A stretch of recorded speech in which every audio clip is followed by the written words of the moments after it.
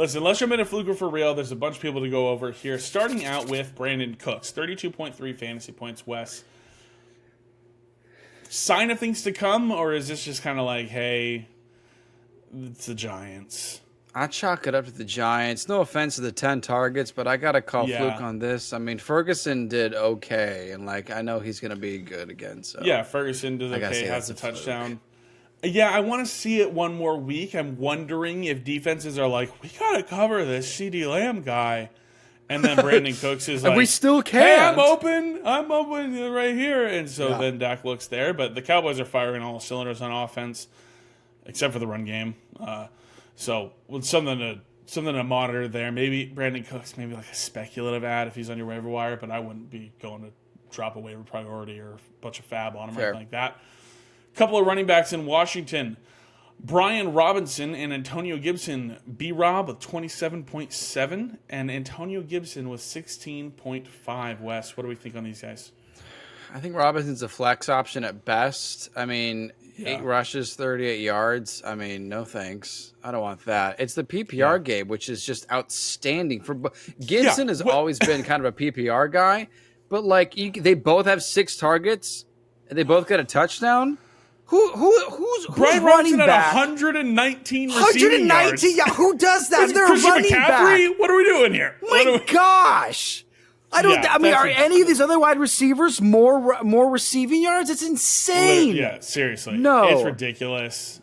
I can't say that's for Wes. real. Go ahead, buddy. Because I have Brian Robinson. Yeah, and somebody in the league that I'm in is just frustrated with Derrick Henry. Do I send the Brian Robinson for Derrick Henry offer just to and try and get him here, keeping in mind Derrick Henry plays the Houston Texans twice in the fantasy playoffs. Dude, keep it in mind, this Texans team is not the Texans team Derrick Henry I guess beats you're right. up. I guess you're right. This is not the AFC South. He knows. Right. Yeah, I don't believe in the Titans. I think Will Levis had a wonderful debut, and it's kind of been a flatline performance ever since. I still think the Titans are a rough team. I don't like Derrick Henry's odds. Bring back Tannehill, please, for fantasy. But no, I'd rather keep Brian Robinson than Derrick Henry if I have the choice. Okay. Yeah. Game script feels like the Commanders are always going to need to be kind of like trying to score. Commanders just gave away 2 of the best defensive players in the NFL. And they're like, we got this.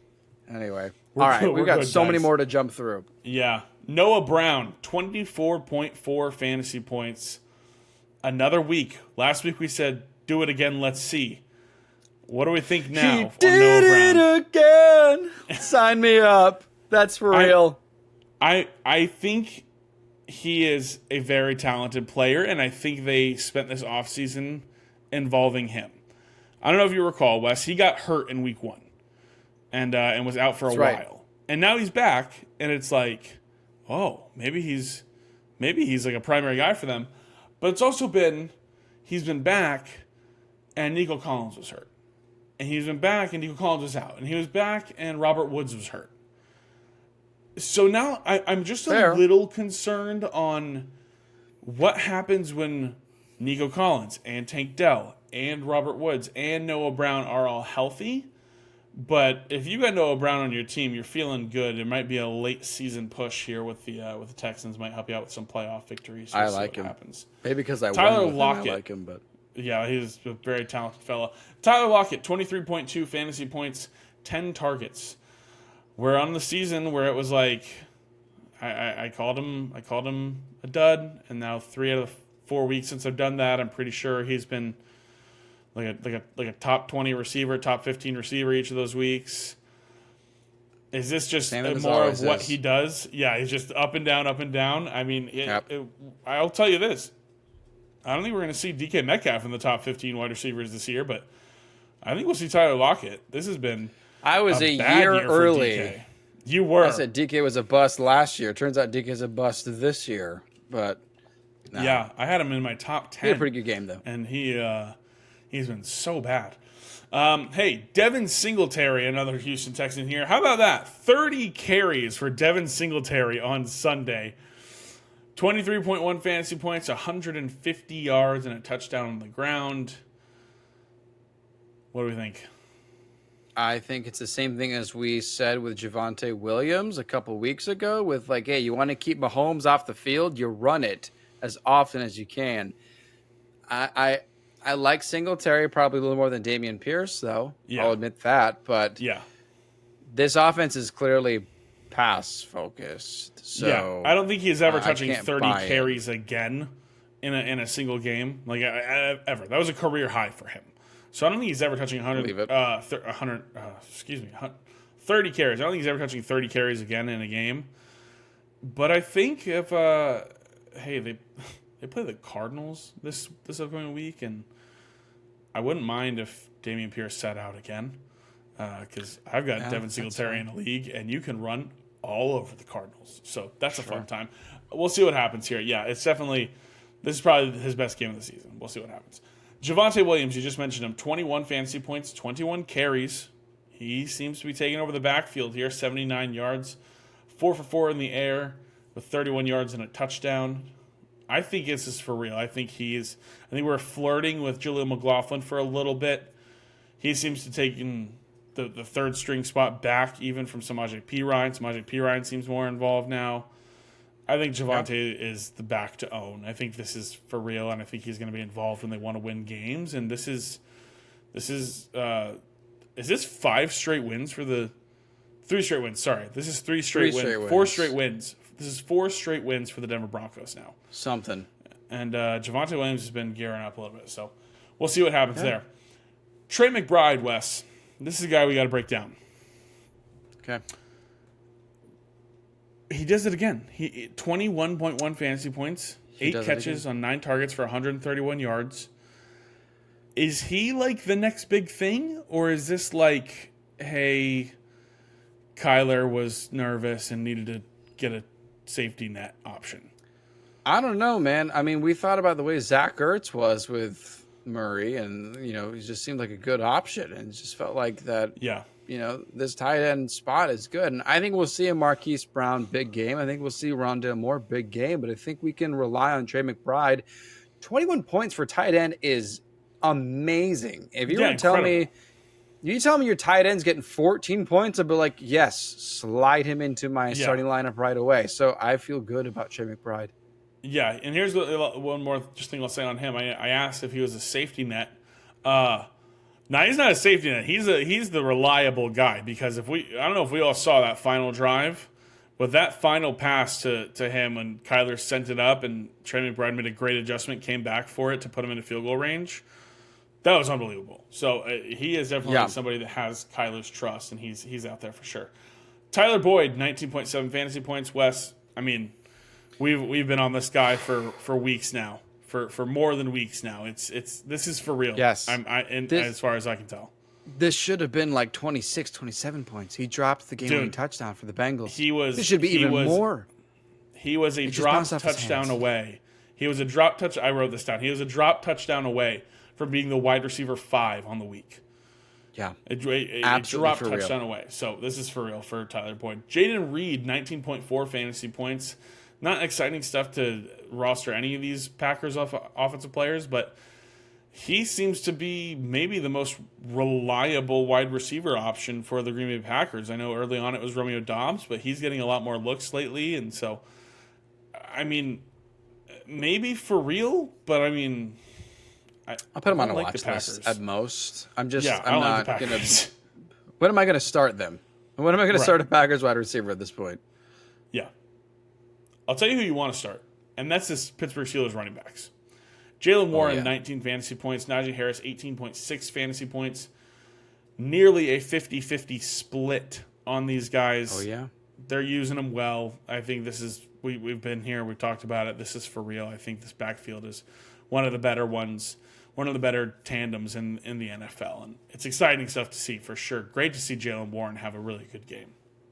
Yeah. Nothing to add. If you got them both, I mean, you can legitimately start Jalen Warren as well. Yeah, 100%. I've got a bye week. I've got Alvin Kamara on a bye week this week, and I do believe I am throwing out Jalen Warren in my running back slot. So it's going to be good stuff. Actually, I may not be. I do know that they're playing the Cleveland Browns, so I may not be doing that. We'll have to wait and see. I'm not sure. It's going to be the Steelers are going to lose on Sunday. I know that. That's Dude, you are just you mean you're going to doubt the 6-3 Steelers? Okay, they got. You kidding me, dude? They got the same record as the Dolphins. Okay, why don't you back off just a little bit, pal? Dude, why the hell do they run the tush push with Kenny Pickett? What is going? Dude, those attempts look so putrid. It is terrible. It's so They're bad. 6-3. You shut your mouth. It's like those are my Steelers. 2. It's like 4th and 2, and they're like, "Hey, you know who would be good for the tush push right now? 200-pound Kenny Pickett. Let's go ahead and just sit someone." At this point, they should just have Najee Harris pick him up and throw him over the defensive line and just be like, "Hey, we got it." Then I'd watch that. Yeah, I probably would too. That'd be fun. Bijan Robinson, hey. It was something. That's what I'll make of this performance. It was something. 17.6 fantasy points. He scored a touchdown.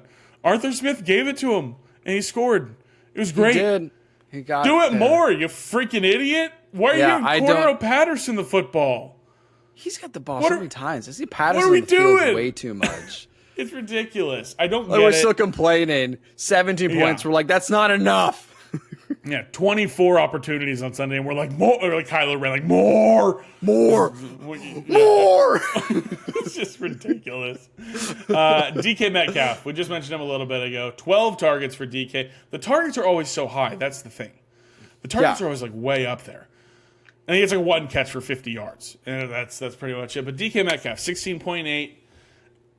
I'm going to say Fluke. I can't trust DK Metcalf.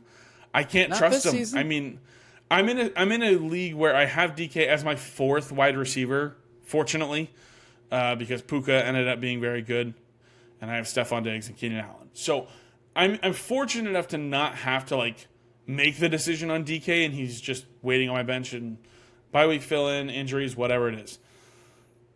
But it's like so easy for me to look and be like, nah, DK can stay on my bench. Like it's I'm not feeling good about it. The 24 end zone targets in 2022, and he's just been so bad this year. So disappointing stuff. Elijah Moore, 15.4 fantasy points, gets in the end zone on a little bit of like a shovel touchdown, almost a extended play sort of thing there. I mean, I think this is Fluke, but I was excited about him going into the year. I was excited about it. I thought he was going to be like a Debo type player with all the trick plays, but this is a fluke. This is just division game. Yeah. That's what I chalk it up 100%. To. Totally. Michael Gallup, 15 fantasy points on 2 catches for 70 yards and a touchdown. Fluke. There you go. That's how that one goes.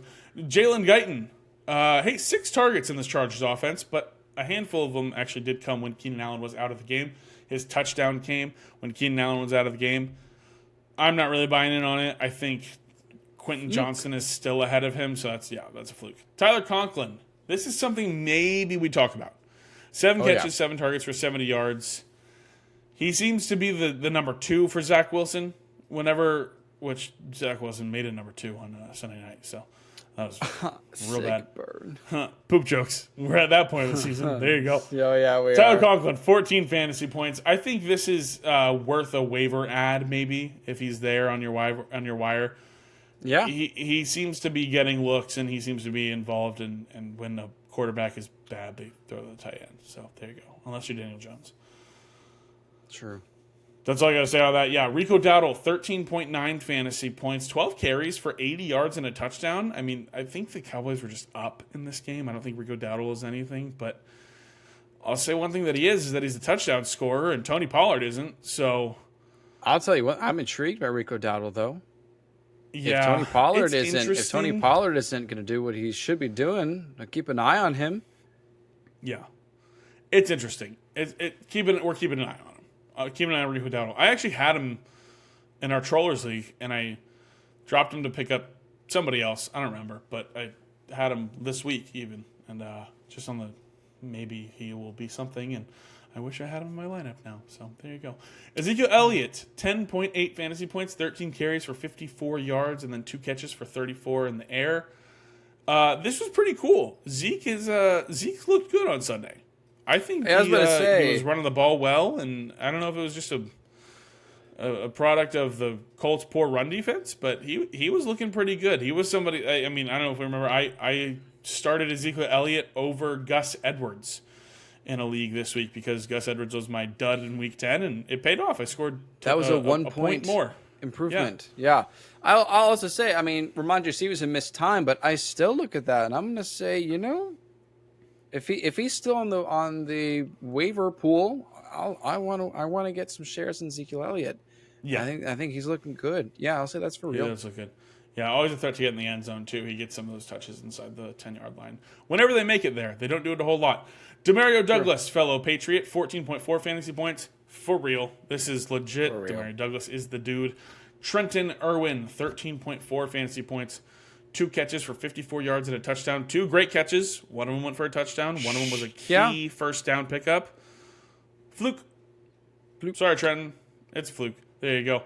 And last one, Keaton Mitchell. Hey, he was my speculative ad last week. Pick this guy up. Let's see what happens here. It's a tough matchup against the Browns, but we'll see what happens. Dude, takes his first carry of the game for like 30 yards for a touchdown. And it's like, what the hell is going on here? I think I texted you and I said, this dude is Devon Achane light. He might be this good. And then he only gets like 5 more opportunities the rest of the game. I know he had a hamstring injury during the week. At practice, he was limited. Maybe they were just trying to limit that, but I don't know. When you see somebody have that kind of performance, I believe he has probably surpassed Justice Hill in the depth chart here. I think Justice Hill has been jumped here by Keaton Mitchell. I hope, at least. And I got some bye weeks, and I'm heavily considering the risk of Keaton Mitchell on Thursday night. It's definitely scary. But it's a little risky. Maybe we'll talk about it in just a second. How many yards per carry Keaton Mitchell has on the season? On the season? Oh, well, this was over 10, and I know it was over 10 in week 9. So, like 12. You're too low. 14.3 yards per carry. Yeah, he's awesome, dude. He's got the explosiveness. He when he runs, he does. He looks like just a little bit less explosive version of Devon Achane. Like, he really does. He looks really good. So pretty good. If he's on your waiver wire still, no brainer, go pick him up. But he's a guy that is very interesting going forward. So talk about some of the bad guys here real quick for Fluke or for real. West, Lamar Jackson, we already talked about it, 15.02 actually. This is disappointing, but it's what you signed up for with Lamar. So I don't know what to tell you. You kind of knew it was coming. Yeah, so there you go. In our previous, at the top of the episode, we talked about starting Josh Dobbs over Lamar Jackson. Other than that, I don't really think there's anyone else you would actually slot in to replace Lamar Jackson. If you're someone that has Tua Tagovailoa and Lamar Jackson, you've probably been starting Tua for several weeks now. Yeah. But, I mean, I don't know who else people actually own with Lamar Jackson that they could legitimately start someone else over. But this is it. That's what you got to deal with. Yep. Derrick Henry, 3 fantasy points. That's disappointing, and that's Derrick Henry, hot and cold. There you go. It's Derrick Henry this season, hot and cold. That's what you get now. Yep. If you drafted him, you took the shot. That's what you're signed up for. Alexander Madison, 4.3 fantasy points. Goes out with the concussion during this game. Yeah. But he seemed to be. We were splitting reps there with Ty Chandler for a little bit, and we wondered if he was going to take over just again as the workhorse back, since Cam Akers was gone, or if it was going to be more of still a split just with Ty Chandler, and that's what it looked like. So I think it's some interesting stuff going forward. Whenever he does return, we need to see what it looks like in that backfield. Yeah. But I'm a little worried if I'm a Madison owner. So that's where I'll leave that.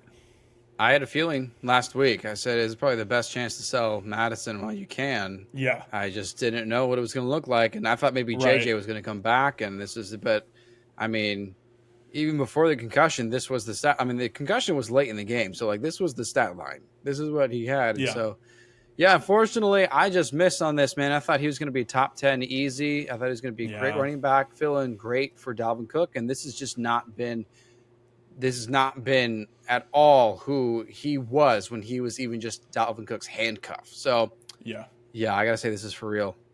Yeah, disappointing stuff for Alexander Madison this year. Deontay Johnson, oh, what a letdown of a week. In my league where I lost by 7.8, I had Deontay in the lineup. Felt really good about him. Was excited to put him in the lineup, and it's just a letdown. But better days to come. I believe he still is the top guy.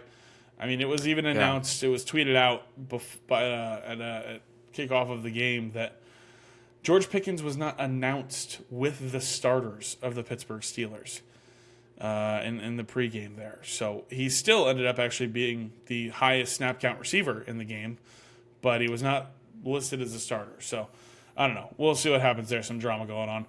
James Conner, 7.3 fantasy points in his first game back, 16 carries for 73 yards. Expected to see him a little more in the passing game, but I'm not worried. This is nearly 5 yards a carry on the ground, and this Cardinals offense is going to be needing to score points because the Cardinals defense is real bad. So that's pretty much where I see it with that. If I had to guess too, I don't think he was on a full snap count. I was seeing much more of Keontae Ingram and Tony Jones Jr. than I wanted to see.